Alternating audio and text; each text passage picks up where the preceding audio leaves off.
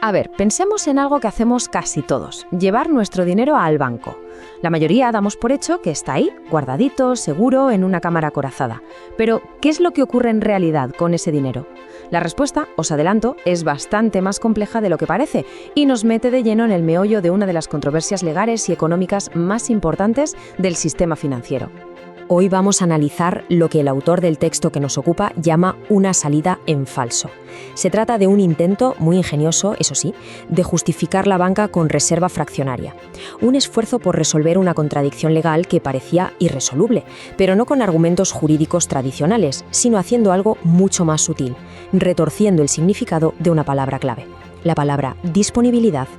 Para desgranar este argumento vamos a seguir 5 pasos. Primero, veremos el bloqueo legal que lo empezó todo.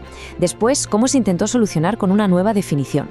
Analizaremos el choque entre prudencia y custodia. Veremos por qué el autor lo considera un cálculo erróneo. Y, para terminar, cómo todo esto desemboca en un salto del derecho privado al privilegio del Estado.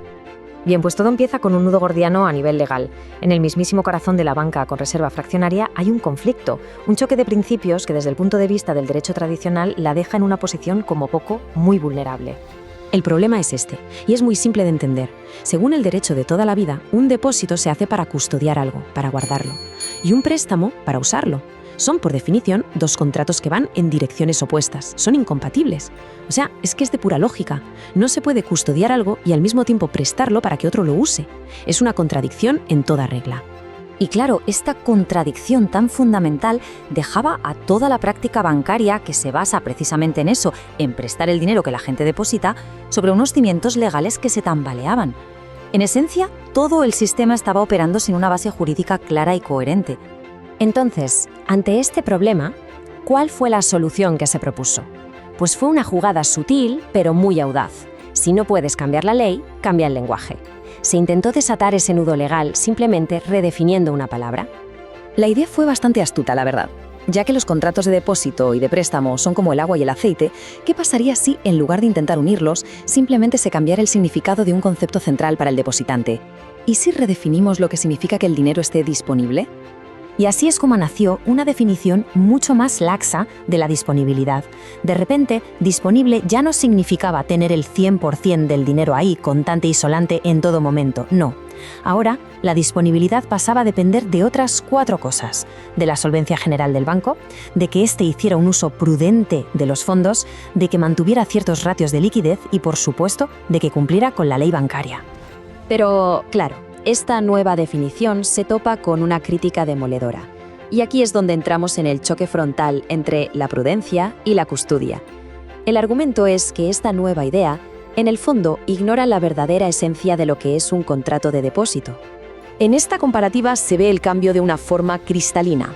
En un depósito de los de siempre, la obligación del banco es de custodia, punto. Y eso garantiza una disponibilidad total e inmediata del dinero. Con la nueva definición, la obligación del banco ya no es custodiar, sino tener una diligencia prudente. Y la disponibilidad, claro, deja de ser una certeza para convertirse en una simple probabilidad. Y aquí está la clave de la crítica. Ser prudente con el uso del dinero es la obligación de quien pide un préstamo, no de quien custodia un depósito. Se está mezclando la lógica de un contrato con la de su contrario. Es como si en un contrato de alquiler de repente se aplicaran las normas de una compraventa. No tiene sentido. La consecuencia directa para el cliente es tremenda. Al aceptar esta nueva definición, el depositante, muchas veces sin ser consciente de ello, pasa a ser un prestamista forzoso del banco. Pierde ese derecho a la disponibilidad inmediata, que en teoría su contrato de depósito le estaba garantizando. Bueno, el otro pilar de esta teoría se apoya en la estadística, en la famosa ley de los grandes números. Pero, según el análisis del autor, este pilar también se cae porque se basa en un cálculo erróneo. Vamos a ver por qué. Para entender bien la crítica que viene ahora, necesitamos tener claro un concepto económico fundamental: el riesgo moral. Básicamente, esto ocurre cuando alguien asume muchos más riesgos de la cuenta porque sabe que si las cosas salen mal, el marrón se lo va a comer otro. El argumento central aquí es que la ley de los grandes números, esa que funciona también para los seguros o los casinos, no se puede aplicar a la banca. ¿Y por qué? Porque el propio sistema de reserva fraccionaria, al expandir el crédito sin un respaldo de ahorro real, es el que genera los ciclos económicos, las crisis y los pánicos bancarios que provocan las retiradas masivas de depósitos. El riesgo no es algo aleatorio que viene de fuera. El sistema, como una serpiente que se muerde la cola, es el que crea su propia inestabilidad.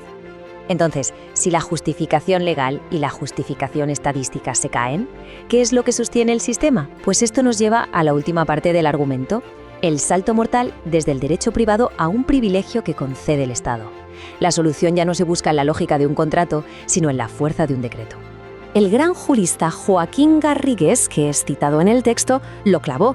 Él mismo reconoció que esta doctrina se ve forzada a inventarse un concepto de custodia ad hoc, o sea, hecho a medida, y cuya solidez es, en sus propias palabras, harto dudosa, más claro, imposible.